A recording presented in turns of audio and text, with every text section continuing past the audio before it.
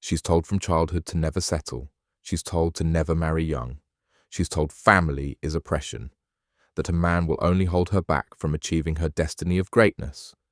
She's told over and over that the significance of the biological clock is exaggerated and that time is actually her ally in her pursuit for more important things than relationships. Things like chasing the promotion, getting the corner office, and proving to society that you made it all on your own. Only then would such accessories as a husband and children fit neatly into the equation. All the while, she has been taught that she is settling if she does not pair with a man her educational, financial, and social equal or better. While this plan sounds good on paper, it completely fails to account for the mating strategy of the other half of said equation. How is the man genetically wired to adapt to this situation? Did anyone ask? Does anyone even care? It turns out that men do not seek a carbon copy of themselves to complete their ideal picture of a family. They desire someone who can fill in the gaps in their character in order to ensure the best upbringing for their children.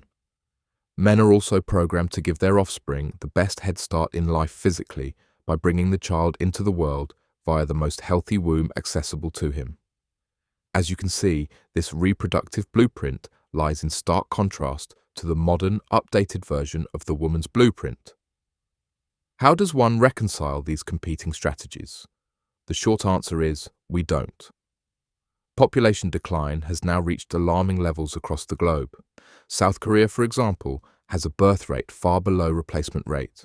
If the problem isn't addressed quickly, it will reach a point of decline from which there are not enough adults to even make the number of babies needed to turn the corner on the problem. South Korea will simply cease to exist. Countries like Greece, Japan, Italy, and even the United States are all experiencing the same problem to varying degrees. So what about the women who do want to follow their biological urge to reproduce? How can she navigate these treacherous waters while still staying true to her lifelong programming? The answer is actually quite clear, as her options are so limited, the paradox of choice is hardly a factor.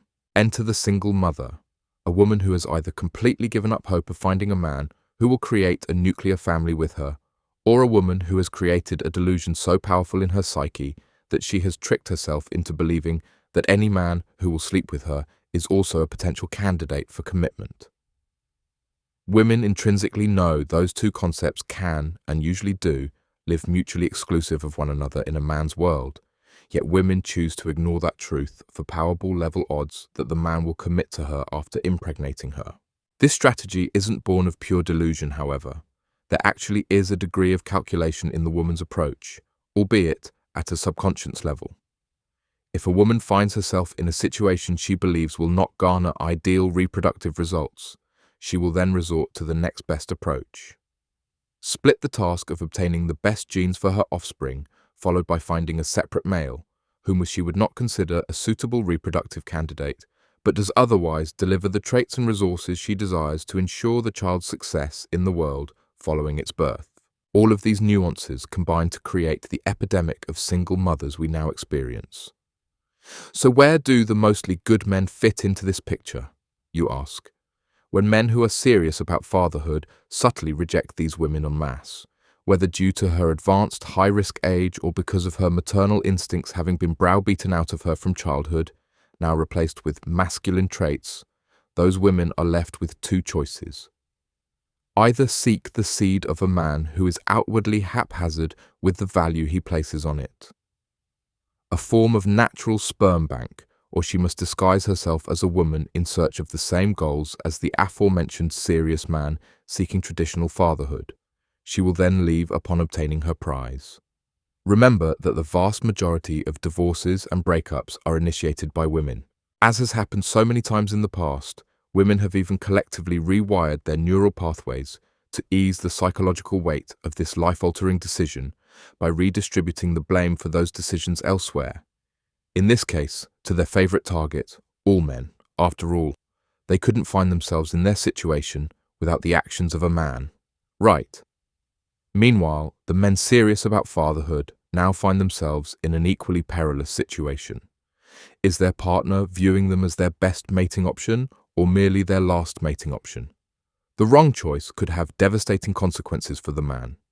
It is an easy choice for the man with multiple children from multiple women who has accepted the lot in life he has created for himself. What's one more baby to him?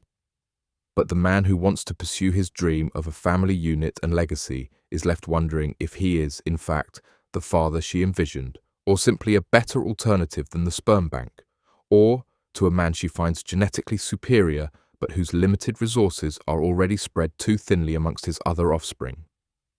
Many men have decided that the gamble is too great and are now choosing not to have children. This paradigm shift is only further exacerbating the worldwide fertility crisis, as both genders now eye each other and point to the other as the cause of their skepticism.